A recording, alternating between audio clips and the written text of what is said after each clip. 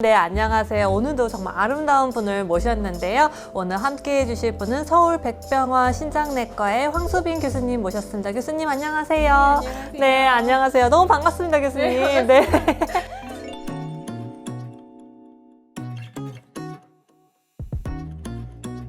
건강검진을 했어요. 제 콩팥 건강은 괜찮은가요? 소변색이 너무 진하고 이상합니다. 소변에 거품이 나와요. 거품이 나오면 콩팥에 문제가 있는 걸까요?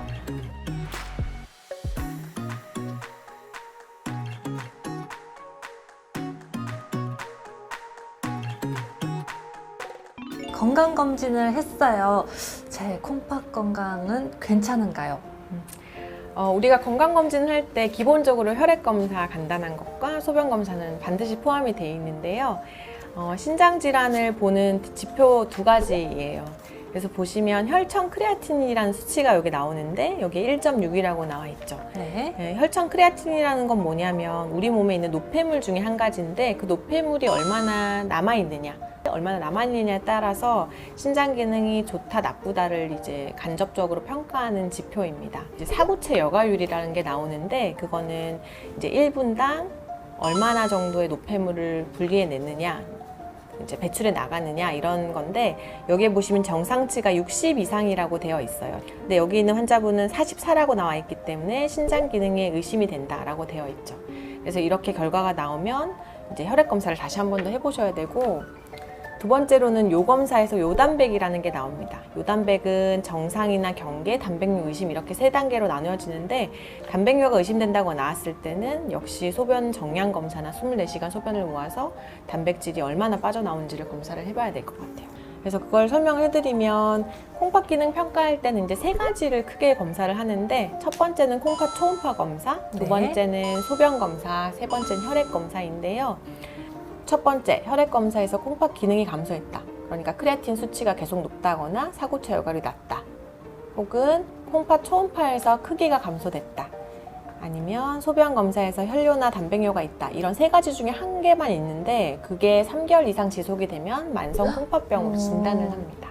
네, 3개월 이상이요? 네. 네. 그래서 그렇게 사구체 여과율과 알부민뇨를 단계로 나눴을 때 그 단계에 따라서 이제 만성 콩팥병 단계를 또한 나눌 수 있고, 이 색깔들은 앞으로 향후에 내 신장 기능이 얼마나 나빠질지를 예측하는 색깔이에요.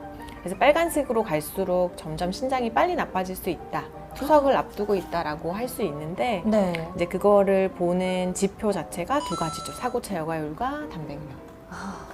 이 빨간색으로 가기 전에 미리 조기 발견을 하시면 좋을 것 같아요. 그렇죠? 조기 발견이 아주 중요해요. 네, 그럼 치료가 훨씬 더 수월해질 것 같습니다. 소변색이 너무 진하고 이상합니다.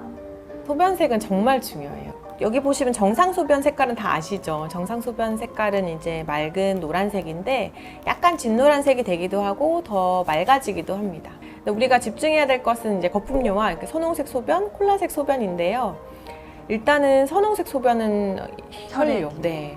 그래서 약간 핑크빛으로 보이기도 하고 아니면 빨갛게 보이기도 하는데 그런 경우에는 이제 방광이나 요관, 콩팥의 암 아니면 염증이나 상처를 꼭 기억을 하셔야 되고 저런 경우에는 이제 반드시 병원을 가셔야 되는 거죠. 근데 이제 문제인 건 이렇게 눈으로 보이는 혈뇨도 있긴 하지만 안 보이는 혈뇨도 있긴 하거든요. 그래요? 네. 그렇죠? 안 보이는 경우가 흔한가요, 선생님? 뭐 흔하진 않지만 우연히 발견되는 경우가 많죠. 그래서 미세혈뇨라고 하는데 그것을 미세혈뇨나 이렇게 유관적 혈뇨가 나오면 병원에서 꼭 주기적으로 검사를 받으셔야 되고 원인을 찾아야 됩니다. 그거 말고는 이렇게 콜라색, 커피색 소변이 나오는 경우가 있는데 요새 왜 PT 하시거나 이제 짧은 시간에 고강도의 근육 운동을 하는 분들은 근육이 깨지면서 미오글로빈뇨, 횡문근 융해증이 생기면서 이렇게 콜라색으로 보이기도 하는데 그거 말고는 대부분 혈뇨가 사구체에서부터, 그러니까 신장의 제일 위 꼭대기서부터 혈뇨가 생겼을 땐 이렇게 커피색 소변이 나오기도 합니다. 그럴 땐 역시 병원에 오셔야 되고 아침마다 일어나서 변기를 확인하시는 게 아주 건강 관리에는 중요한 습관인 것 같아요. 소변에 거품이 나와요. 거품이 나오면 콩팥에 문제가 있는 걸까요? 실제로 그거 자체가 문제인 건 아니지만 거품뇨가 나왔을 때 소변 검사를 했을 때 단백뇨가 나올 확률이 많습니다. 특히 남자분들 같은 경우에는 이제 서서 소변을 보시거나 했을 때 변기가 거품이 생기는 경우가 많긴 맞아요. 하거든요. 그런 거품이 지나치게 많이 생기면서 놔뒀을 때 없어지지 않는 경우에는 아. 반드시 검사를 꼭 해야 될 것 같아요. 네. 그리고 한 5분 정도 놔뒀을 때 없어지지 않는다? 이것도 문제가 되고, 그렇지만 이제 검사를 했는데 단백뇨도 없고 당뇨도 없고 아무 문제가 없다. 그렇게 했을 때는 이제 걱정 많이 안 하셔도 괜찮아요. 특히 당뇨가 있으신 분들은 단백뇨가 나올 확률이 훨씬 더 높은 거예요. 그럼요. 맞아요. 그래서 당뇨가 있으신 분들은 소변으로 이렇게 눈으로 확인하셔서 거품료가 있는지 없는지가 내 콩팥 건강을 지키기 위한 이제 습관 중에 하나입니다. 그러면 진짜 특정 이제 기저질환이 있으신 분들은 더 자주 이렇게 확인을 좀 해주셔야 할 것 같아요. 맞아요.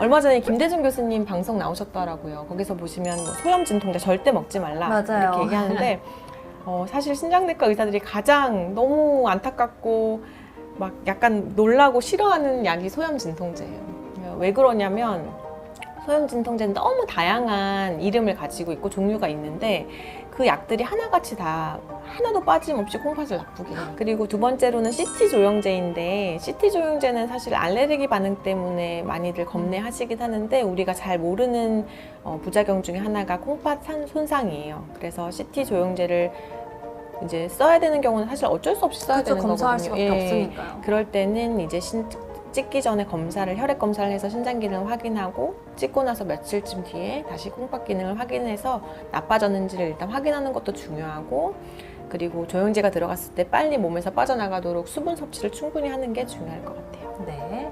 항생제는 항생제 자체가 문제인 약들도 있긴 하지만 이제 콩팥 기능이 떨어졌을 때 용량을 조절해야 되는 약들이 있어요. 그래서 본인의 사구체 열과율을 꼭 적어서 약을 처방받을 때 보여주시면 아마 거기에 맞게 선생님들이 약을 조정해 주실 거예요. 오늘은 이제 황수빈 선생님과 함께 이제 신장내과를 찾아오시는 환자분들께서 가장 흔하게 여쭤보시는 질문에 대해서 자세하게 다뤄보았습니다.